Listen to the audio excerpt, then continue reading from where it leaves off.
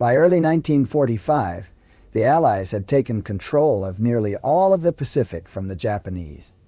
In March, U.S. Marines captured the tiny island of Iwo Jima in a drawn-out and bloody battle. The Japanese home islands are now within the Allies' reach, and American commanders set their sights on a launch pad for the final invasion of Japan, Okinawa, an island that will soon be soaked in blood. The U.S. strategy of island hopping ever closer to Japan brings American forces within reach of the Japanese home islands in the final year of the Second World War. The next U.S. target is the Ryukyu Islands, a chain of 161 islands, of which Okinawa is the largest. U.S. planners hope that Okinawa will also provide a base for a possible invasion of Japan itself. The Japanese know that Okinawa is strategically important and have built a naval base there, in addition to 7 air bases on smaller islands nearby. Okinawa's terrain also favors the defense. The north is covered with rugged hills and deep ravines and gullies, while the somewhat flatter south has many limestone ridges and caves. There's also a large civilian population on the island. 435,000 people live mostly in the south. But these people are culturally different than the Japanese. They speak the Lechuan language, and many in the Japanese garrison look on the islanders as inferior. To ensure the loyalty of the isolated locals, the Japanese authorities make heavy use of propaganda to instill fear of the Americans and unquestioning loyalty to the emperor. The fear of a potential American landing is reinforced by U.S. aerial bombing, which strikes the island repeatedly from September 1944. By early 1945, much of the capital city of Naha and its port are destroyed. So the Americans are planning to invade Okinawa, while the Japanese prepare the population and the landscape for maximum resistance. Both sides view the coming battle as a battle for Japan, and commanders on both sides will closely watch the performance of their troops for an insight into the potential invasion of the home island. The defense of Okinawa is led by the Japanese 32nd Army under Lieutenant General Mitsuru Ushijima. There are around 100,000 troops, but their training and quality vary. The 62nd and 24th Divisions are veterans of the Chinese campaigns, although the 24th lacks combat experience. They're supported by the understrength 44th Independent Mixed Brigade. To make up for losses, the Japanese also mobilize Air Force personnel, civilian naval staff, and Okinawan conscripts. 17,000 to 20,000 civilians form lightly armed Home Guard units, and 2,000 teenagers, some as young as 14, are organized into so-called Blood and Iron Students Corps. The Japanese don't have much in the way of heavy weapons, but they do have enough artillery and mortars. The Allies bring far more to the battlefield at Okinawa. Codenamed Operation Iceberg, 100,000 soldiers and 88,000 Marines are ready for action, supported by 300 warships and the 130 other vessels, along with Army and Navy Air Force cover overhead. U.S. planners led by Admiral Raymond A. Spruance select a 12.8-kilometer stretch of beach on the west coast of the island for the landings. The plan is for U.S. troops to fight their way ashore to capture the nearby Kadena and Yontan airfields. Then they would move to the narrowest parts of the islands and bottle up the Japanese before preparing for pushes north and south. 17-year-old Japanese ammo carrier Yagisai is overwhelmed at the sight of U.S. power. The U.S. fleet out there was just huge. The scale of the flotilla meant that the result of the battle was never in doubt. On March 29th, U.S. forces take the nearby Karamurato Islands and begin to bombard the Okinawa beaches with around 100,000 shells, rockets, and mortars. The invasion was about to begin, and U.S. planners expect it to be bloody. They predicted 85% casualties in the first assault waves, At 8:30 am on April 1, 1945, 2 U.S. Marine and 2 U.S. Army divisions hit the beaches on Okinawa. But as they come ashore, there's only sporadic Japanese mortar and artillery fire, no machine guns, and no Japanese troops. Marine Eugene Sledge, a veteran of the bloody Pelew landings, is relieved. Images of the maelstrom at Pelew had been flashing through my mind. But on Okinawa, there was practically no opposition to the landing. When we overcame our astonishment, everybody started laughing and joking. The release of the tension was unforgettable. Of the 50,000 U.S. troops who landed, only 55 are killed or missing. The light U.S. losses are part of the Japanese plan, though. General Yoshijima decides not to contest the landings because he thinks that superior U.S. firepower would wipe out his men. Instead, the Japanese plan to allow the Americans onto the island's central plains before grinding them away in attritional battles along the many ridges of southern Okinawa. Light Japanese forces will conduct harassment activities in the north, but the bulk will defend a series of lines back to Army headquarters in Suri Castle. Once the Americans got bogged down, Imperial headquarters promised an unprecedented air attack against the U.S. fleet. Despite Tokyo's promises, Colonel Hiramachi Yahara is pessimistic. From the very start of the Okinawa battle, we were out of real touch with Imperial headquarters. Our fighting men made cynical and sarcastic remarks, such as, "Headquarters people will never come to Okinawa because Naha's red light district was burned down in air raids last October." American troops advanced for several days against only token resistance by inexperienced Japanese forces.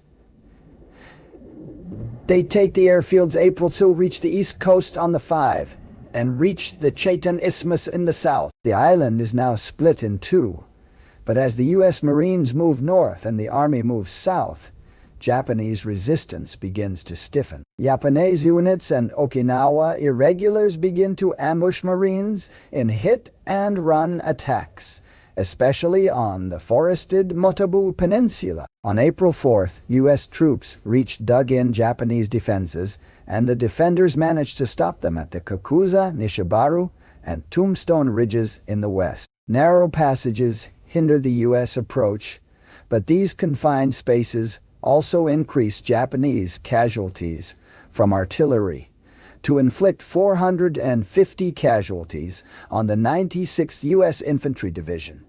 The Japanese 63rd Brigade lost around 5,700 men. Japanese morale does get a boost on April 12 when news of President Roosevelt's death reaches the front, but the desperate fighting continues. The Japanese are so desperate that they revert to very unorthodox tactics. Colonel Kaya, famous for his ingenuity, followed the example of Masashige Kusunoki, the great 14th century warrior, and harassed the enemy by dropping human excrement on them. Despite these measures, the Americans pierce the Japanese line, but come up against new Japanese defenses along Hacksaw Ridge. Exhausted U.S. Army divisions are now being rotated out and replaced by fresher Marines. Major General Isamu Cho notices the U.S. loss of momentum and demands more aggressive counterattacks against Colonel Yahara's advice. Cho's new counterattack on May 4 is supported by amphibious landings behind American lines, but it still fails. From now on, Yahara's strategy of attrition dominates, but hope for victory is slim. Cho even said jokingly to me, "Hey Yahara, when will it be okay for me to commit harakiri? Is this a good time?" He not only had assumed responsibility for the failed offensive, but now had lost all hope of success in any further operation. As the battle bogs down on land, another fierce struggle is fought at sea as Japanese Air Force attempts to wipe out the entire U.S. fleet. From April 6, Japanese kamikaze pilots attack the 5th U.S. fleet continuously. The Japanese Air Force turns to the suicide tactic after reports of its success in the Philippines. Kamikaze attacks are more accurate and damaging than conventional attacks, from which few Japanese pilots return in any case. The first raid of 355 kamikazes is just the beginning. Overall, about 1,800 kamikazes attack U.S. ships and Okinawan airfields between April and June. Many are shot down, but swarming tactics increase their chances of success, as U.S. sailor J. Holmes aboard the destroyer Hadley writes about later. This was the granddaddy of them all. We didn't have time to count, but the records showed the kamikazes came at us 10 at a time. As good as our gunners were, there was no way we were going to stop them all. By the end of the battle, kamikazes sank 26 U.S. ships and damaged 225 more, resulting in 9,700 U.S. casualties, the highest losses for the Navy since Pearl Harbor. Kamikazes are not the only threat to American ships. On April 6, the Japanese battleship Yamato, the biggest in the world, heads for Okinawa. It only has enough fuel for a one-way trip, and the plan is for the vessel to beach itself on the island and use its massive guns in support of the defenders. But U.S. forces spot it halfway to its destination, and American bombers and torpedo bombers sink the Yamato with 3,000 of her crew. Back on deadlocked Okinawa, U.S. forces regroup in late May and assault the toughest Japanese positions yet. To make matters worse, it rains almost incessantly. U.S. troops move to outflank the Japanese strongpoint of Suri, but the defenders in the center hold on. Fierce fighting takes place around Sugarloaf and Horseshoe Hills in the west, while Army troops tackle Conical Hill in the east. Japanese defenders, often on reverse slopes, are able to inflict heavy casualties on U.S. troops. As the weather worsens, the U.S. advance slows again. The rain bothers both sides, but is particularly troublesome for the vehicle-dependent Americans. Sledge describes the desolate approach to Suri. It was the most ghastly corner of hell I'd ever witnessed. As far as I could see, an area that previously had been a low, grassy valley with a picturesque stream meandering through it was a muddy, repulsive, open sore on the land. Every crater was half full of water, and many of them held a marine corpse. The bodies lay pathetically, just as they'd been killed, half submerged in muck and water, rusting weapons still in hand. The short ranges of the battles favored Japanese defenders and limit U.S. artillery. In response, U.S. troops used flamethrower tanks, satchel charges, and napalm to burn out defenders and collapse caves. In late May, the Japanese eastern flank collapses, and the Americans take Naha.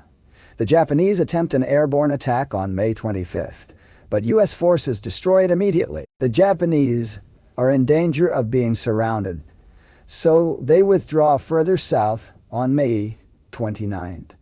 By this point, roughly 62,500 Japanese and 5,300 U.S. troops have been killed. As the Japanese army withdraws, it takes civilians with it, while Home Guard units are ordered to delay the U.S. pursuit. Okinawa's civilians play a unique role and suffer greatly during the battle on their island. During the battle, the Japanese partially evacuate the island and encourage civilians to flee the combat areas. Many civilians, however, choose to remain close to Japanese troops, while the army pressed gangs others as laborers, nurses, and sex slaves known as comfort girls. Because the Japanese make such intense use of propaganda, some Okinawans take their own lives rather than face the expected American brutality. At least 30 groups and families killed themselves en masse, often overseen by the Japanese military. Up to 700 civilians killed themselves on Karamara alone. U.S. soldier Corporal Dan Lawler recalls Okinawan fears. "We gave them all some candy, but they still refused to touch it unless one of us ate some of it first. You could tell they didn't trust us as far as they could throw us." Civilian fears of U.S. troops are compounded by the fact that many Marines are not used to fighting around civilians. Their shoot first, ask questions later mentality means that they frequently kill families hiding in caves and shoot some others as suspected infiltrators. The Japanese army even uses civilians like teenager Oshiro Kenki to cover its own retreat and conduct suicide attacks. We had no idea where the Japanese army was. They'd simply abandoned our student group. We were simply given hand grenades and told not to throw them until we could see the whites of the Americans' eyes. By early June, the Japanese situation is desperate. About 30,000 troops remain, but many of them are wounded. The survivors retreat to the Kian Peninsula and prepare for a last stand. On June 4th, Marines conduct a shore-to-shore landing and attack the Japanese naval base on Oroku. With exhaustion and cases of combat fatigue increasing, U.S. commanders try to convince the Japanese to surrender in vain.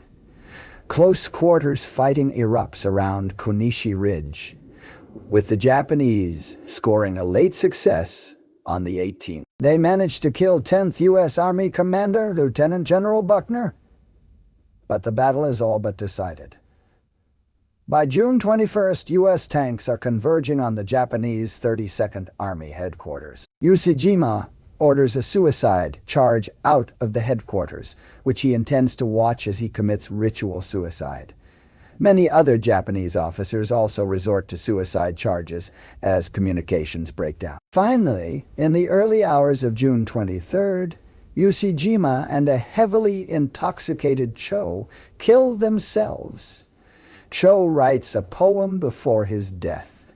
The devil foe tightly grips our southwest land. His aircraft fill the sky. His ships control the sea. Bravely we fought for 90 days inside a dream. We have used up our withered lives, but our souls race to heaven. Other than a few isolated holdouts, the Battle of Okinawa mostly ends on June 22, 1945. The battle is one of the deadliest for the U.S. military in World War II. 3,000 Marines, 4,600 Army soldiers, and 4,900 sailors are killed. Of the 100,000 Japanese troops, 66,000 are killed, and half of all survivors are wounded. Estimates on civilian deaths vary, but some range as high as 140,000. That's 1/3 of the island's indigenous population.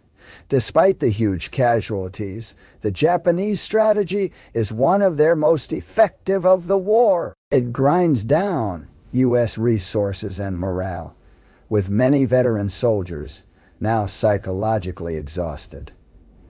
The 82-day battle also gives a glimpse of what might be expected in a fight for the Japanese home islands, with a mobilized civilian population fighting in familiar territory with prepared positions and suicidal fanaticism. U.S. planners applied a so-called Okinawa rate to estimate potential losses in an invasion of Japan. They expect up to 1 million U.S. killed and wounded. At the same time, President Harry Truman receives reports that some Japanese politicians might be willing to surrender and that powerful new atomic bombs will soon be available. Historians still debate the consequences of the Okinawa battle, but some argue that the bloody toll of the operation will play a part in persuading President Truman to use atomic weapons barely a month later. We'd like to thank NordVPN for sponsoring this video. NordVPN is one of the leading VPN services out there, and they can make my internet life a lot easier. My work as a YouTube creator and historian means that I travel all the time. If you're also away on business, you also probably know how useful it is to take the convenience and the security of your home network with you. NordVPN allows exactly that. You can securely use your business logins on the road, stream your favorite content without getting geo-blocked, avoid pesky phishing attacks, and get a whole suite of other useful security features that make your online life easier and safer across all your devices. If you go to nordvpn.com/realtimehistory, you can get a 2-year plan plus 4 additional months with a huge discount. It's risk-free with Nord's 30-day money-back guarantee, and it supports our channel. That's nordvpn.com/realtimhistory. We'd like to thank Mark Newton for his help with this episode. As usual, you can find all our sources for the video in the video description. If you're watching this video on Patreon or on Nebula, thank you so much for your support. We couldn't do it without you. I'm Jesse Alexander, and this is a production of Real Time History, the only YouTube history channel that is the granddaddy of them all.